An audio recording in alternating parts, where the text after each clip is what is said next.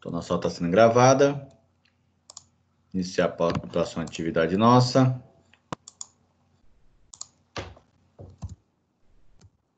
A gente vai iniciar hoje unidade 4.1, finalizamos a unidade 3.0, tá? Seção 3.1, 3.2 e 3.3. Hoje a gente vai entrar aí na unidade 4.1, a gente vai falar sobre gerenciamento de dispositivos, tá? Desse gerenciamento de dispositivo, a gente vai iniciar aí falando sobre gerenciamento de memória. Segundo Machado e Maia, 2007, desde os primeiros sistemas operacional, a memória do computador era considerada como recurso caro e escasso. Mesmo com a redução dos custos e aumento de capacidade de armazenamento das memórias, gerenciar o seu uso é fundamental e complexo. Memória é o local de armazenamento de informações do computador e seu gerenciamento de um sistema operacional é importante para garantir a eficiência das aplicações que rodam no computador, uma vez que a tendência dessas aplicações dos usuários é consumir cada vez mais esses recursos em sua execução. Vocês têm ideia, ó, em questão de quando a gente fala de memória, olha só, devido os avanços vai evoluindo, né? Os sistemas vão ficando mais pesados, vai exigindo mais recursos, mais gráfico, mais dependência de memória, você vai tendo um pouco capacidade de armazenamento. Vou mostrar aqui para vocês, ó. Eu estou rodando aqui, ó, só o Teams e o PowerPoint, ó. Olha o tanto de memória que está usando o meu aqui, ó. Praticamente quase 100% do meu recurso de memória. Então, assim, hoje 8 GB não é mais nem o mínimo mais para poder fazer e atender o recurso que você precisa para trabalhar, né? Então, só relembrando, memória é uma memória temporária, tudo que você executa no seu computador está sendo salvo na memória, na escala memória RAM, e essas informações, quando o computador é desligado, né, eles são perdidos.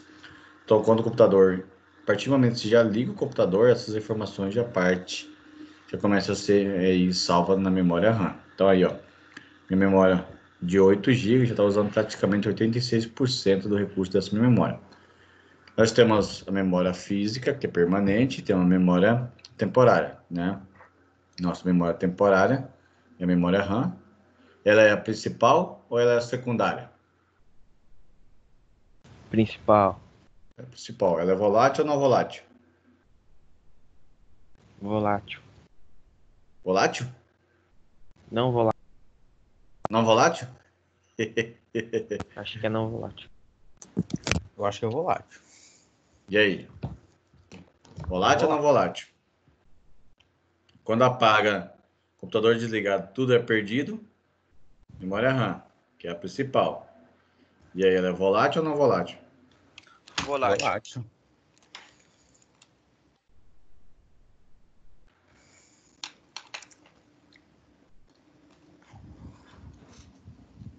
Isso aí, a memória RAM, ela é volátil, tá?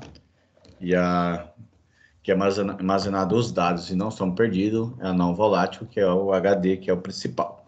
Então, aqui eu tenho meu HD de 2 TB de capacidade, e aí, porcentagem de trabalho de execução dele, que é o RPM. Então, praticamente usando quase 100% também do meu disco aí, ó. Beleza, pessoal? Por enquanto, até aqui. Tranquilo? Então, ó, sempre quando surgiu, iniciou o sistema operacional, sempre foi utilizada a memória RAM para o computador para que essas informações fossem armazenadas em algum lugar. Então, essas informações já são armazenadas dentro da memória RAM. Então, toda vez que eu abro um programa, eu executo um programa, né? Ele é armazenado esses dados na memória RAM. A partir do momento que eu começo a ter falta de memória, ela cria uma memória que é chamada swap, que a gente vai discutir mais para frente depois, que ele precisa de um espaço para armazenar esse recurso para que possa ser executada aquela solicitação naquele momento. E quando ele faz isso, o seu sistema começa a trabalhar 2 vezes mais do que foi do recurso normal, e isso acaba deixando o computador lento e travar também. Até aqui, tranquilo então? Posso prosseguir?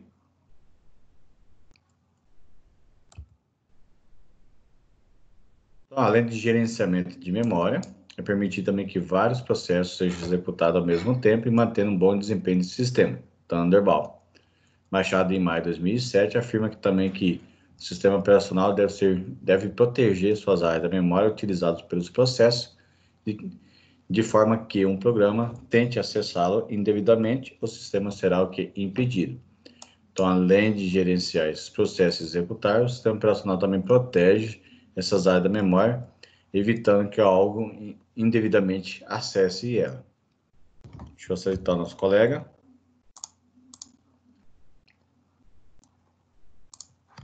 Então, continuando. Fundamentando Thunderball, na maioria dos computadores existe um conceito e hierarquia de memória, tá? Ele combina uma pequena quantidade de memória cache, né? Memória cache, pessoal, ela é encontrada aí hoje em processadores gráficos, processadores, né? E alguns recursos hoje a gente já encontra também nos cartões SSD. É por isso, quando você executa algo, ele é rápido, porque ele possui essa questão da memória cache. O que deixa o computador caro é isso aqui, ó, a memória cache. Então, quando vocês compram um processador, por exemplo, lá o Core i5, e aí ele tem lá voltagem 3.0.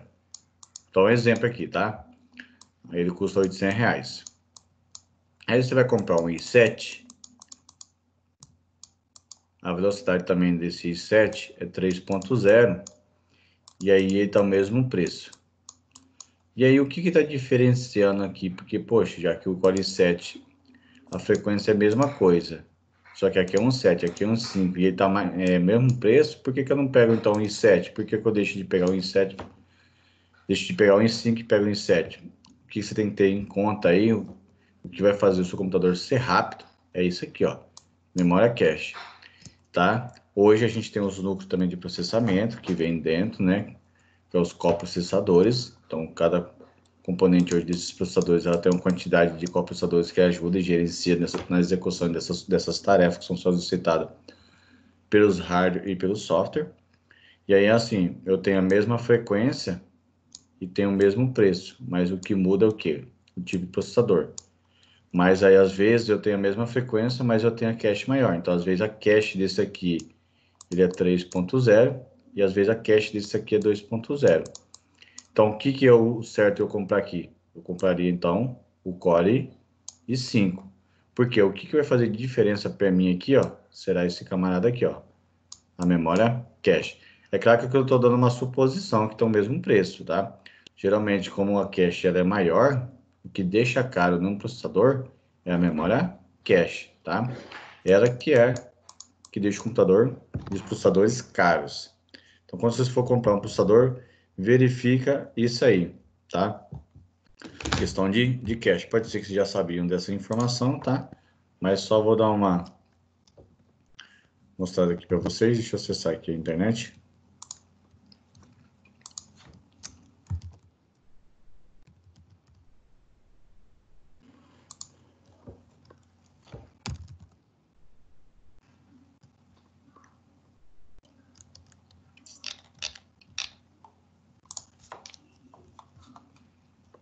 Hoje a gente tem a cache L1, L2 e L3, tá?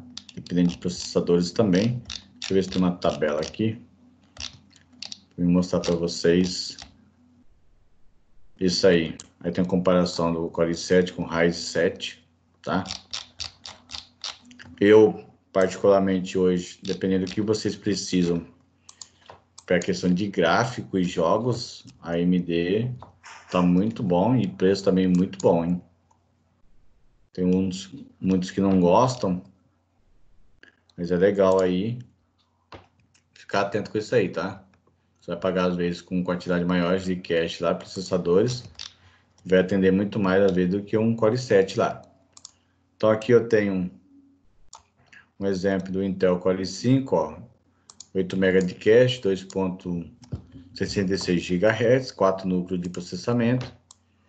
Um exemplo que ele deu aqui, já tem aqui o outro modelo, com 4 MB de cache, com 3.6 GHz e 2 núcleos, e o preço dele, ó. E aí tem esse aqui é uma versão mais antiga, e esse aqui é uma versão mais atual. Mas aqui ele está dizendo que o 8 MB de cache está mais barato do que esse aqui, que está com 4 cache. Mas, na verdade, o que tem que ver aí? Ele tem um cache, o que? L1, L2 e L3. Tem que ver nesse compartilhamento, dessa divisão desse cache, em qual que ele está maior. Porque, às vezes, ele está lá no cache L3, e aí o cache L3 ele acaba sendo não rápido, tá? Então, isso também tem que ser avaliado no momento que vocês forem comprar o computador de vocês. Então, sempre fique esperto com isso aí, questão de processamento e velocidade. Beleza? Alguma dúvida aqui? Posso prosseguir? Entenderam aí? Tranquilo. Então, vamos lá, então, continuando aí. Então, a memória cache é rápida, tem um alto custo e ela é volátil. Volátil porque quando todas as informações estão sendo executadas dentro da memória cache, ela é o quê? É apagado, né? Então, por isso que é falado temporariamente. Então, desligou o computador, tudo que estava na cache será apagado. Uma grande quantidade também de memória principal. A RAM, ela também é volátil e já possui aí médio custo. Já a memória secundária, que é o HD aí, e possui baixo custo, alta capacidade de armazenamento de informações. Ela não é volátil e suas informações podem ser armazenadas no seu disco. Nesse caso, tudo que tiver armazenado no disco, pendrive, HD, DVDs, né? Cartão de SD e assim por diante, tudo que sair é salvo e fica fixo, né? Eu tenho então a minha memória secundária, então tudo será salvo permanente.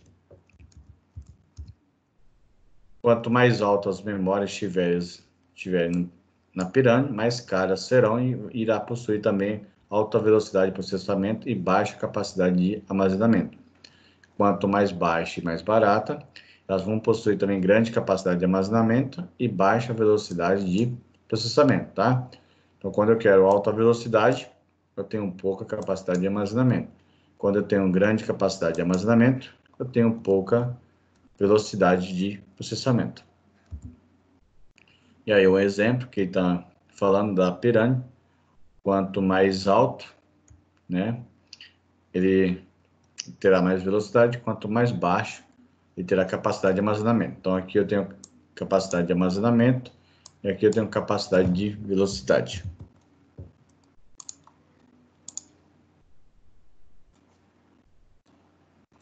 Ficando bonito, hein?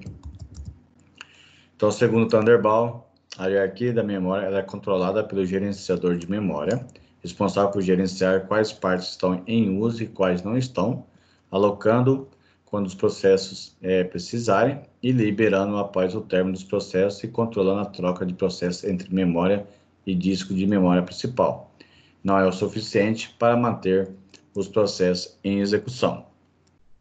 Tá? Se cair na prova perguntando como é feita a hierarquia da memória, ela é controlada e gerenciada por partes de uso, e através desse eles alocam os processos que precisam ser utilizados e liberados ao mesmo tempo, fazendo aí essa troca principal entre memória e memória principal. Segundo o Thunderbolt, o gerenciamento dessa memória pode ser dividido em duas classes. Primeiro, o sistema que dura o processamento leva e traz essas informações para a memória para o disco, que é chamada de troca de processo ou troca de processo e paginação. Segundo, o sistema que não trazem. A troca desse processo é chamada swapping. Ele carrega todo o programa para a memória principal e executa por um determinado tempo e depois ele retorna para o disco. A paginação é dividida. A paginação divide a memória em partes e execuções das aplicações de forma eficiente. Então, a gente vai ver, como mostra a figura 4.2, nos processos, como é feito esse processo de paginação dessa troca. Segundo o Thunderbolt 2003, esse método de gerenciamento de memória é o mais simples. Ele possui somente um programa que está sendo executado por vez, e essa memória é compartilhada entre o sistema operacional e o programa. Como forma a figura, ele representa aí 3 formas que pode ocorrer no esquema. Primeiro, o sistema operacional está utilizando o espaço de endereço da memória RAM, né? Nesse modelo, ele é aplicado aos mainframes e microcontroladores. Segundo, o sistema operacional está utilizando o espaço de endereço em memória ROM, que é somente para leitura, usando aí alguns dos computadores que têm o sistema, nesse caso, embarcados, né? Exemplo que a gente pode dar de sistema embarcado hoje, as televisões são sistemas embarcados, os carros possuem sistema embarcados, né? Micro-ondas, geladeiras estão vindo hoje com tecnologias também estão possuindo sistemas embarcados. Tudo isso aí eu consigo ter um controle e sendo gerenciado por um sistema operacional já embutido dentro dele. Então aqui eu tenho como é feita essa troca de processo. Então aqui eu tenho um programa de usuário, meu sistema operacional em RAM. Aqui eu tenho meu sistema operacional em ROM e o programa de usuário.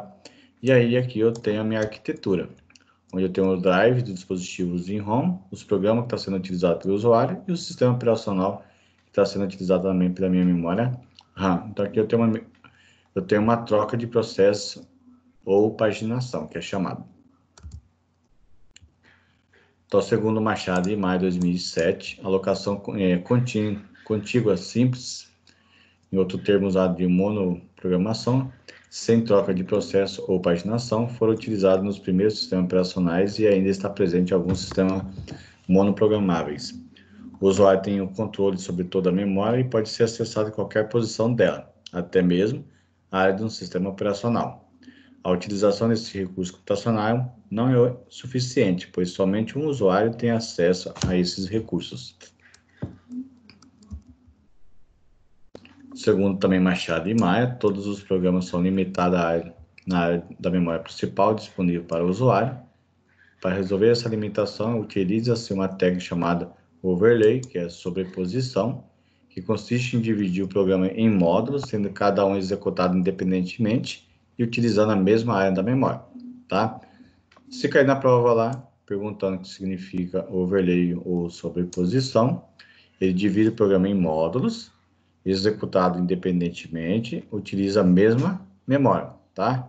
E cada módulo desse código codado ele é sobreposto quando não há mais sendo utilizado do que estava naquele local na memória anterior. O overlay é definido aí por um programa e foi utilizado muito aí pelo MS-DOS. Alguma dúvida aqui? Tranquilo? Posso prosseguir? Tranquilo. Ótimo, vamos lá então. Então, segundo o Thunderball, a maioria do sistema operacional moderno permite que vários processos se executem ao mesmo tempo.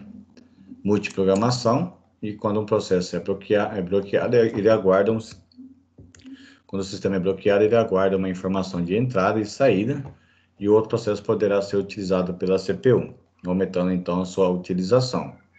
Nesse método, a memória é dividida em N de partições de tamanhos diferentes, podendo se definir qual o sistema foi iniciado. Segundo Machado e Maia, 2007, sempre que o tamanho de uma partição for alterado, o sistema deverá reiniciar uma nova configuração.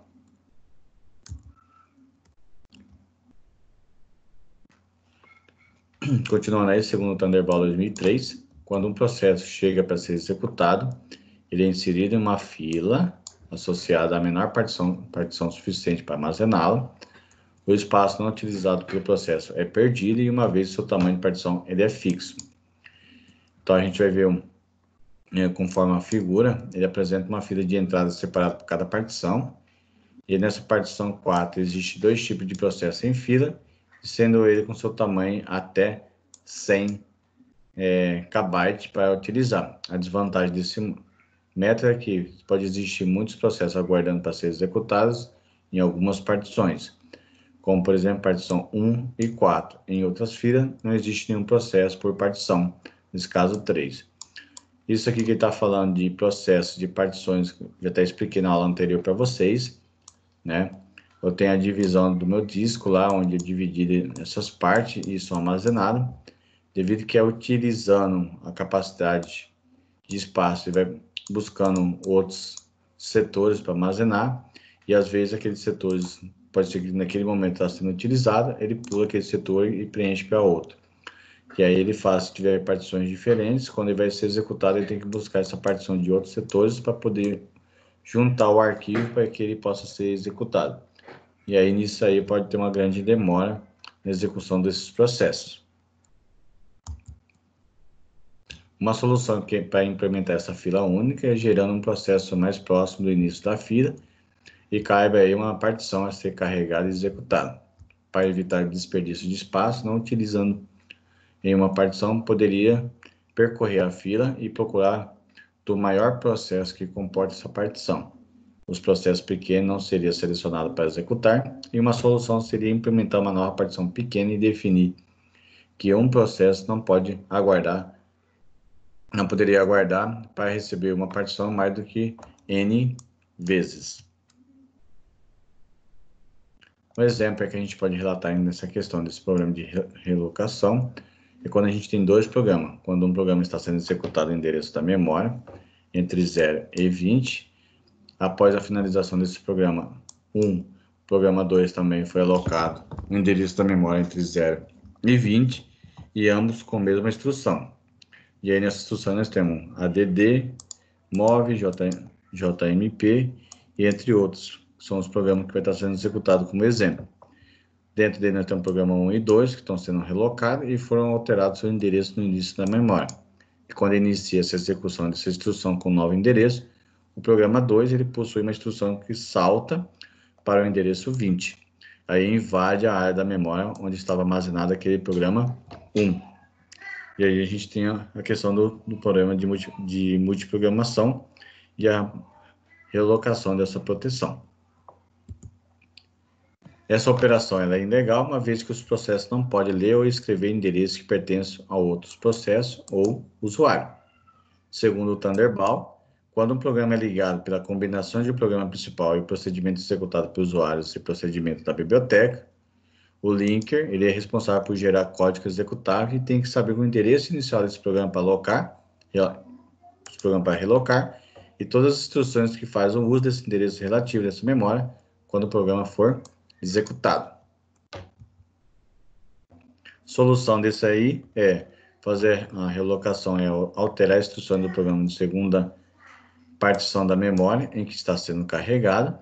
Na sua relocação desse programa 1 e 2, a instrução contida no endereço 20 seria direcionada para o endereço da memória dentro da memória de endereço do programa, para não comprometer, então, a execução. O linker ele deve ser inserido no código binário de uma lista ou mapa informado, quais são os códigos de operação que precisam ser relocados e quais não precisam.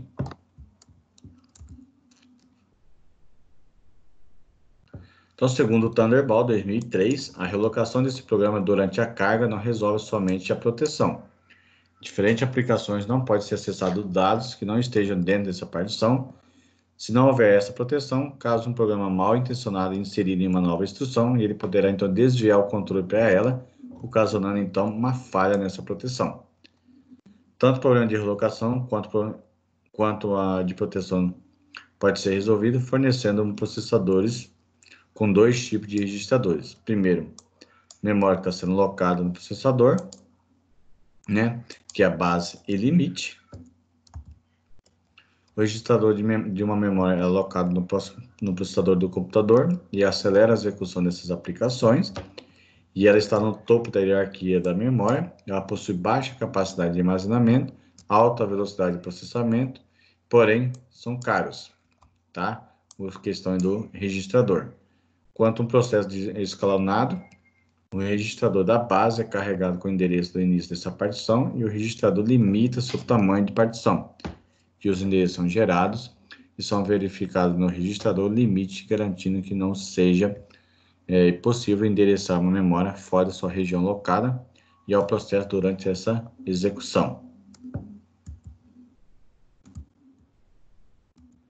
Alguma dúvida até aqui onde eu expliquei, pessoal? Querem perguntar alguma coisa?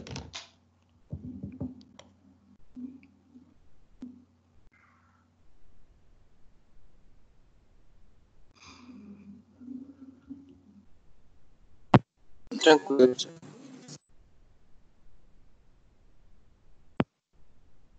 Tranquilo? Então vamos lá então. Então essa atividade vou deixar para vocês fazerem depois, tá? Atividade da sessão 4.1. Fala sobre o gerenciamento aí de memória, tá?